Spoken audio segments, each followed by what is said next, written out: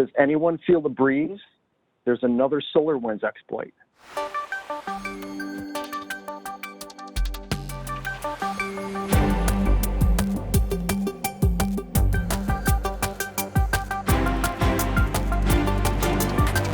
So Tony, I know you're probably tired of hearing the name SolarWinds over this past half of the year, but I guess we got to hear some more about them. What do you got? Well, I got one more. July 9th, SolarWinds made an announcement that there was an active exploit with some of their software, basically the Serv-U, the secure FTP, and their Serv-U managed transfer, file transfer software. So they made this announcement. They provided a hot fix as well. Some of the additional information that was coming in was actually provided by Microsoft, saying that they had evidence that this was currently being actively exploited, but it was limited with the target companies that they saw this exploit going towards. So the Microsoft Threat Intelligence organization is the one that did provide that that report out to the public. So what does this mean? This means that out of the software that SolarWinds has, it's only Serv-U that is being actively exploited. It will execute arbitrary code with privilege, so it is a serious issue. Now, Matt, on your ThreatTraq earlier, you gave a CVE, and now it's my turn. So I wanted to give everyone a CVE for this one. So it's CVE.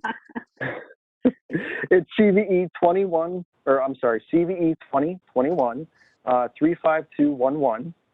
It is the executive arbitrary code.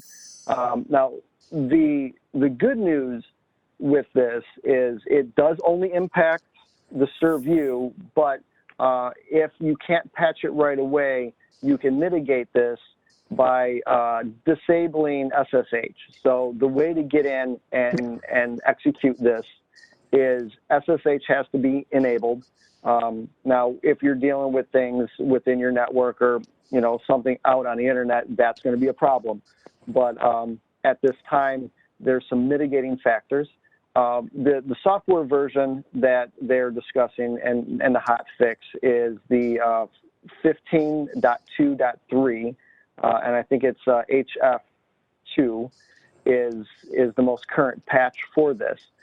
They are stating that any version of this prior to 15.2, they recommend that you upgrade to 15.2 and then make the initial patches to bring it up to its most recent, where it is no longer an issue. But the company found this right away, worked with Microsoft, a quick turnaround with getting this patch out. I mean, it's only been 4 days, and we just heard about it now. But they were getting the word out and making sure that this was taken care of. So, yeah. One more SolarWinds story for the year, but the good news is it was a quick remediation, and it looks like things are looking good. Interesting. Yeah, it's I think SolarWinds probably had security issues long before the SolarWinds incident, and will continue to have it long after, because that's just how writing code and finding bugs works. But I think every time we see the word SolarWinds, we're going to flinch just a little bit.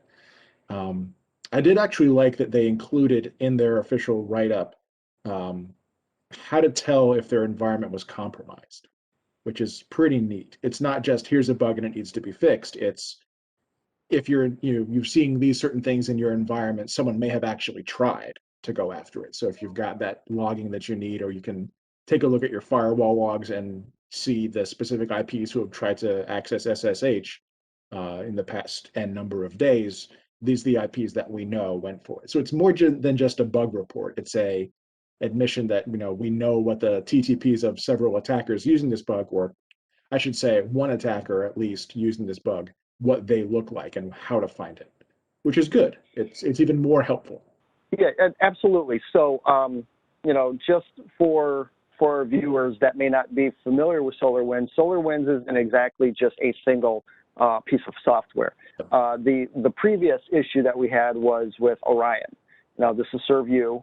So they've got a nice layout of various software platforms.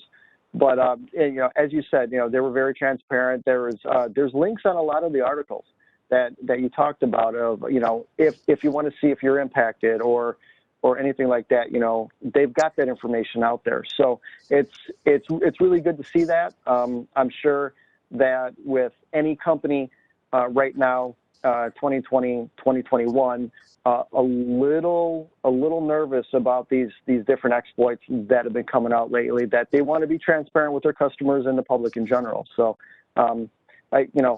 we did hear one more SolarWinds story, but hopefully this will be the last one for 2021. And I hope it kind of continues and it's a trend, because, we can't beat up on all these companies. Anybody who's in this business knows it's going to happen to you. Somewhere along the line, something's going to happen to you. And, everybody has to make their best efforts. And so when something does happen, we shouldn't beat on them. We should just say, give us all the information. What can we do? How do we protect ourselves? How do we protect our partners? And so, I think it's a good trend. And hopefully people will kind of realize this, that, it's not, I mean, I don't want to make a judgment about SolarWinds in general. But we all know that this is, some kind of bugs that can be exploits are inevitable. And, you just have to play the best defense you can. So, and then open your playbook to some extent about what can you do to know that you have a problem, and be open about it.